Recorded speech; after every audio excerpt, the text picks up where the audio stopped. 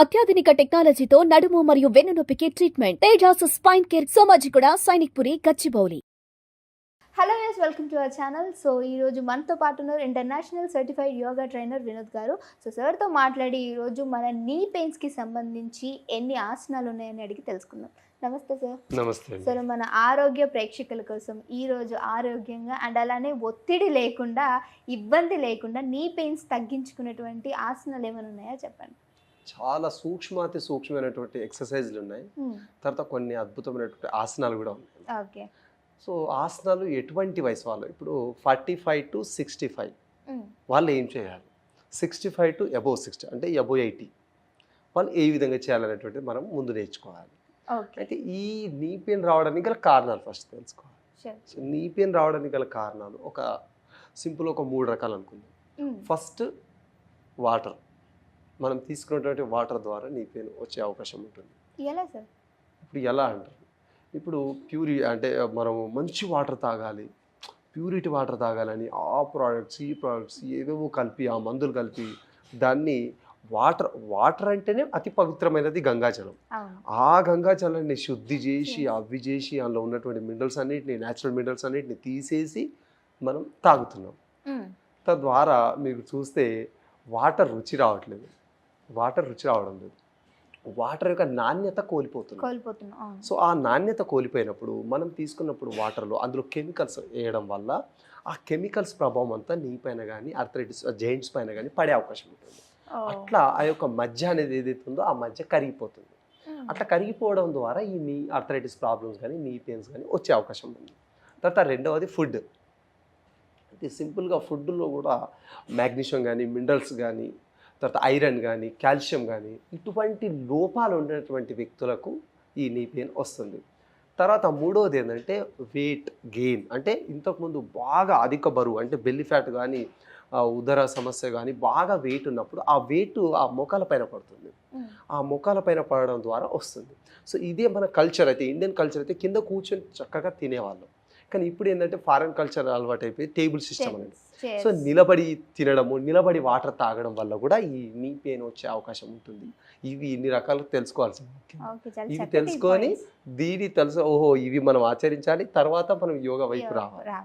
So yoga అనగానే ఈరోజు మనకి అంటే కొత్తగా మన పిల్లోతో కూడా నీ పెయిన్స్ తగ్గించేటువంటి ఒక చక్కటి ఆసనం ఉందని సార్ చెప్పారు. అది ఏంటి అనేది అడిగి తెలుసుకుందాం. అయితే ఇప్పుడు మనం ఈ పిల్లోస్ని సింపుల్గా ఇక్కడ పెట్టేస్తున్నాం, మనం ముందు పెడుతున్నాం. ముందు పెట్టేసి ఏం చేస్తామంటే చిన్న చిన్న మూమెంట్స్తో ఎక్సర్సైజ్ చేస్తున్నాం. ఫస్ట్ పిల్లో పైన ఇలా పెట్టేస్తాం, పాదం ఇలా పెట్టిన తర్వాత పూర్తి ఇక్కడ సపోర్ట్ తీసుకుంటున్నాం. అయితే ఈ పాదాన్ని ఏం చేస్తున్నాం, మనం పాదాన్ని పైకి కిందికి చేస్తున్నాం. అయితే ఇక్కడ ఈ నర్వ్ సిస్టమ్ ఏదైతే ఉందో నీ దగ్గర ఉన్నటువంటిది, ఈ మోకాళ్ళ గుజ్జు ఏదైతే ఉందో ఆ గుజ్జు కరిగిపోయినటువంటి వాళ్ళకి ఎక్కువ వచ్చింది అనుకోండి, అలా స్లోగా చేయాలి. చూడండి, నీ 2 చేతులు చక్కగా వెనక సపోర్ట్ తీసుకోవచ్చు. పాదం ముందుకి పైకి కిందికి ఇలా ఈ విధంగా ఈ ఒక మూమెంట్ చేయాలి.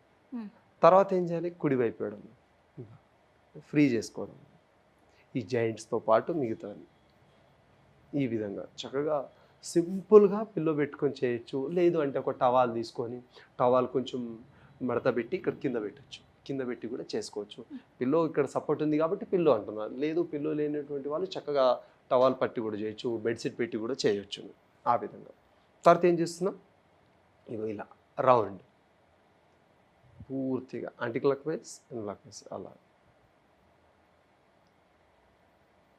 ఈ విధంగా. తర్వాత రివర్స్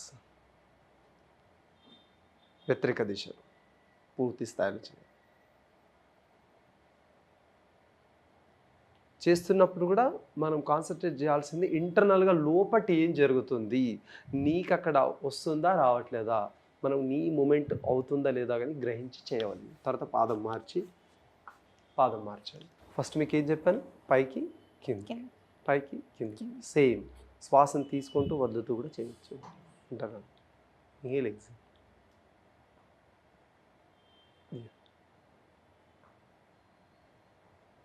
ఈ విధంగా. తర్వాత కుడివైపు ఎడమవైపు ఫ్రీ చేసుకోండి, పాదం కొంచెం ఫ్రీ చేసుకోండి. నీ ఆపరేషన్ లేకుండా అసలు సర్జరీ లేకుండా కూడా మనం యొక్క ఈ నీ సమస్య నుంచి బయటపడవచ్చు. బయటపడడానికి ఆ నొప్పిని తట్టుకోవడానికి కొన్ని మనకు రెమెడీస్ ఉన్నాయన్నట్టు, అంటే ఆయుర్వేద పరంగా. సో వాటిని వాడుకుంటే తొందరగా మనం బయటపడవచ్చు. వెంటనే ఆపరేషన్ అనేది చక్కగా డాక్టర్స్ గారు చెప్పేశారు, మీకు మొత్తం తగ్గిపోయిందంట.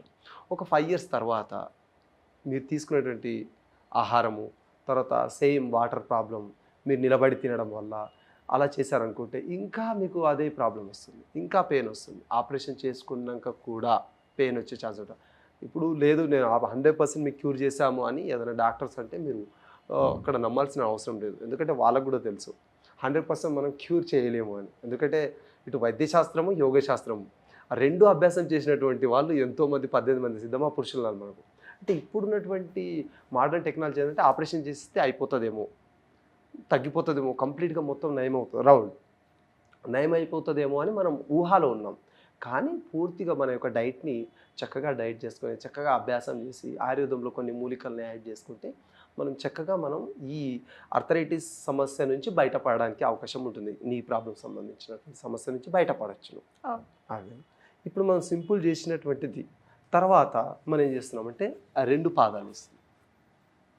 2 పాదాలు ఇస్తే శ్వాసను తీసుకుంటూ పైకి కిందికి 2 పాదాలతో జత చేస్తూ ఈ విధంగా 2 పాదాలతో పైకి కిందికి చేస్తున్నాం ఈ విధంగా. చక్కగా ఇప్పుడు ఏం చేస్తున్నట్టు ఈ పిల్లని మధ్యలో పెడుతున్నాం. వీటి మధ్య వీటి మధ్యలో పెట్టి ఏం చేస్తున్నాం, టైట్ లూజ్ చేస్తున్నాం.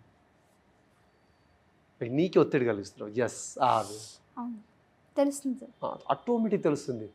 నేను చెప్పేటువంటిది ప్రాక్టికల్ అన్నట్టు, అనుభవపూర్వకంగా.